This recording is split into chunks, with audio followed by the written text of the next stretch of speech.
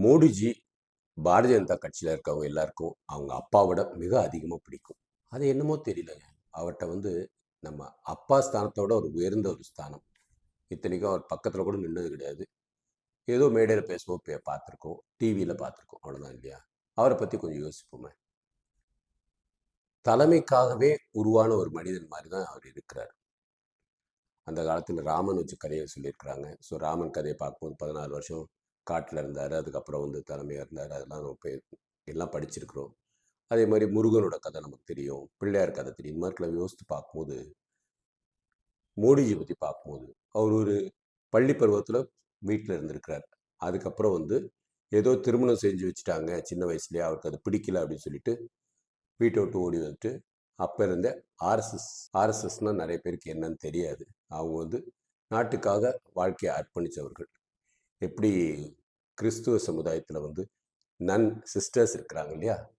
நெறைய பேர் பெண்கள் தன் வாழ்க்கையை இயேசுநாதருக்காக அர்ப்பணித்து ஒரு இடத்துல அவங்க கூடியிருந்து அவங்க இயேசுநாதர் பற்றி தான் பேசுவாங்க, மக்கள் பணி செய்வாங்க.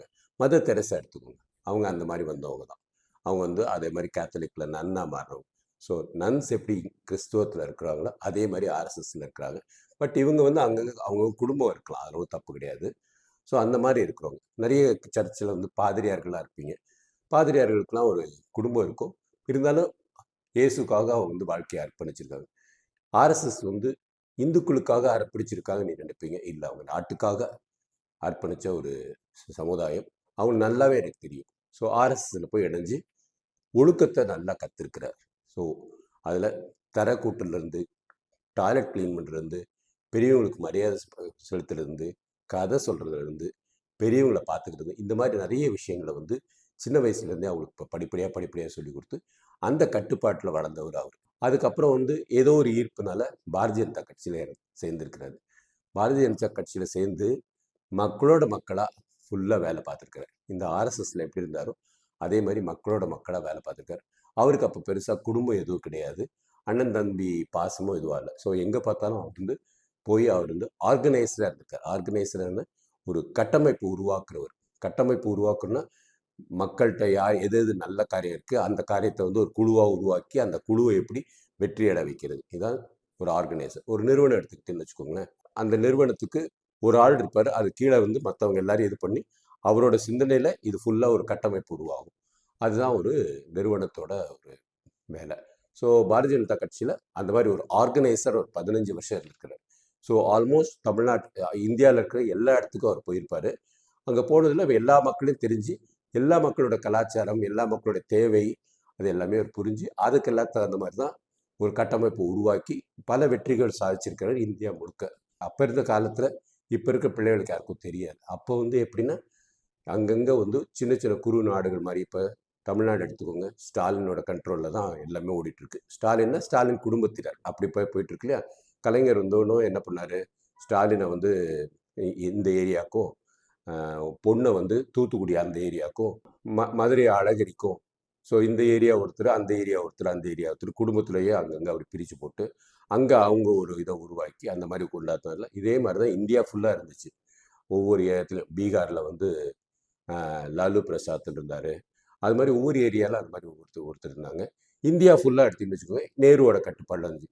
இந்த குடும்ப அறை தான் கம்ப்ளீட்டாக மாற்றணும். ஏன்னா இந்த குடும்ப இது எங்கிருந்து வந்துச்சுன்னா பிரிட்டன்லேருந்து வந்துச்சு. பிரிட்டனில் அந்த ராணி தான் அந்த காலத்துலேருந்து அவங்கள ஆண்டுகிட்டு இருந்தாங்க. ஸோ ராணி அவங்க அரண்மனையில் இருப்பாங்க. இவங்க எல்லாம் வரி பணத்தை அவர்கிட்ட கொடுத்துட்டு அந்த வரி பணத்துலேருந்து ஒரு 90% இவங்க எடுத்து மக்களுக்கு கொடுப்பாங்க. அந்த மாதிரி ராணியை வளர வச்சு பண்ணிகிட்டு இருந்தாங்க. ஸோ அதே மாதிரி எங்கேயும் அந்த அந்த கலாச்சாரத்தை உண்டு பண்ணி வச்சுட்டு போயிட்டாங்க. ஸோ இதை மாற்றுறதுக்கு தான் மக்கள் பணி, சிறந்த ஆட்கள் தேவைப்பட்டுச்சு. அதை தான் இந்த ஆர்எஸ்எஸ் அந்த கட்டமைப்பு சிறப்பாக பண்ணி மக்களாட்சி மக்களிடத்தை ஒப்படைச்சது ஆர்எஸ்எஸும் பாரதிய ஜனதா கட்சி மட்டும்தான் நம்ம இந்தியாவிலேயே. ஸோ அந்த ஒரு பெருமைக்காவது பாரதிய ஜனதா கட்சியை பற்றி நம்ம எல்லாம் தெரிஞ்சுக்கணும். இப்போ நம்ம மோடியை பற்றி தான் பார்க்குறோம். ஸோ மொதல் 15 வருஷம் அவர் ஆர்எஸ்எஸ்ல சும்மா சேவாக்குனா தொழில் எல்லாருமே சேர்ந்து அது அந்த மாதிரி வேலை பார்த்துட்டு இருந்தார். அதுக்கடுத்து ஒரு 15 வருஷம் பாரதிய ஜனதா கட்சியில் ஆர்கனைசராக இருந்தார். அதுக்கப்புறம் தான் உண்மையாகவே அரசியலுக்கு அதுக்கப்புறம் என்ன உங்களுக்கு தெரிஞ்ச கதை தான். அதுக்கப்புறம் தான் அவர் ஜெயிச்சு குஜராத் முதலமைச்சராக இருந்தார். குஜராத்தோட இது உத்தரப்பிரதேஷோட மோசமாக இருந்துச்சு. அதை அப்படியே மாற்றி இப்போ அது வந்து ஆல்மோஸ்ட் தமிழகத்துக்கு போட்டியிடுற அளவுக்கு ஒரு குஜராத் மாடல் ஒன்று உருவாக்கிடுறாரு. அங்கே என்ன ஒரே ஒரு ஆச்சரியம் அப்படின்னா, சுத்தமாக மதுவிலக்கு கூட இருந்துட்டு இருக்கிறது. இந்த பக்கம் பக்கத்தில் பாகிஸ்தான் இருக்கு. இருந்தாலும் அவங்க வந்து நல்ல சிறப்பாக ஒரு மாநிலத்தை கொண்டு வந்திருக்கிறாரு. அதை அப்படியே வேற இடத்துல ஒப்படைச்சிட்டு நேராக வந்து இந்தியாவுக்கு பிரதமராக இருக்காரு. இப்போ இந்தியாவில் பிரதமராக எத்தனை வருஷமா இருந்திருக்கிறாரு? அதில் ஒரு 15 வருஷமா இருந்திருக்காரு. அவரோட முக்கியமான சிறப்பு அம்சம் பொறுமையாக லிசன் பண்ணுவார். கேள்வி ஞானம், கேள்வி கேட்கறது வந்து அவரோட முக்கியமான இது. ஸோ ஒரு தலைமைக்கு முக்கியமான வேலை வந்து மக்களிடத்திலிருந்து அவங்க என்ன பேசுறாங்கன்னு கேட்கணும். அந்த கேள்வி ஞானம் தான் அவர்கிட்ட இருக்கும். அந்த பார்வையில கேட்கறதுலே வந்து உங்களை வந்து ஃபுல்லா நம்மளை புரிஞ்சுப்பாரு. நம்ம என்ன கருத்து சொல்ல வரோம் தெளிவா தெரிஞ்சுட்டு அதுக்கப்புறம் தான் அவர் முடிவு எடுக்கிறவர். அதனால தான் வந்து இந்தியா இப்ப தலை சிறந்து நிக்குது. எல்லாரும் வந்து இந்தியாவோட வளர்ச்சியை வியக்கிறாங்க. காரணம் ஒரே மனிதன். நம்ம வந்து அவர் ஏதோ அது இதுன்ட்டு வடநாட்டுக்காரு அதுன்னு திட்டிட்டு இருக்காரு. வடநாட்டுக்காரு கூட கிடையாது. நம்ம இந்த கோடியில் இருக்கிற மாதிரி அது வெஸ்டர்ன் பார்டர். குஜராத் வந்து இந்த இந்த கார்னர்ல தமிழ்நாட்டு மக்கள் எப்படி இந்தி மக்களை இது பண்றாங்களோ அவர் குஜராத்தி. குஜராத்லேருந்து இந்தி கற்றுக்கிட்டு இந்தியில் இருக்கிறார். ஸோ இது இந்த மூலை, அது இந்த மூலை. ஸோ தமிழ்நாட்டிலேருந்து அடுத்த தலைவர் அண்ணாமலை வர்றதுக்கு நல்ல ஒரு வாய்ப்பு.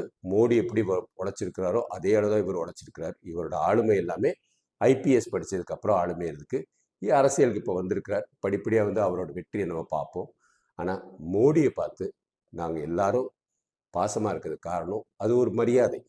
அப்பா இல்லாதவங்களுக்கு கூட அவர் ஒரு மறைமுகமான அப்பா. அந்த ஒரு கட்டுப்பாடு வந்து பாரதிய ஜனதா கட்சியில் ஒரு ஆள் அவரை பார்க்குறமோ பார்க்கலையோ ஆனால் எல்லாருக்கும் வந்துட்டு இருக்கும். ஸோ மோடியோட தலைமை சிறப்பாக இருக்குது. 2026 தமிழ்நாட்டில் பாரதிய ஜனதா கட்சி வெற்றி பெறுமோ என்னன்னு தெரியல. இருந்தாலும் சில மாற்றங்கள் வந்துட்டு இருக்கு. கட்டாயம் இந்த மாற்றத்தினால திமுகவை அகற்றுறதுக்குள்ள வாய்ப்புகள் எல்லாம் இருக்கும். கோபேக் மோடின்னு சொன்ன ஒரு திமுகவை அகற்றிட்டு நம்ம எல்லாரும் இப்போ தலை நிமிர்ந்து நிற்கிறோம். பல பேர் லட்சாதிபதியாக இருக்கிறோன்னா அது பாரதிய ஜனதா கட்சியோட கட்டமைப்பு, பாரதிய ஜனதா கட்சியோட பொருளாதார திட்டங்கள் தான். வாழ்க பாரதம், வளர்க இளைஞர் சமுதாயம்.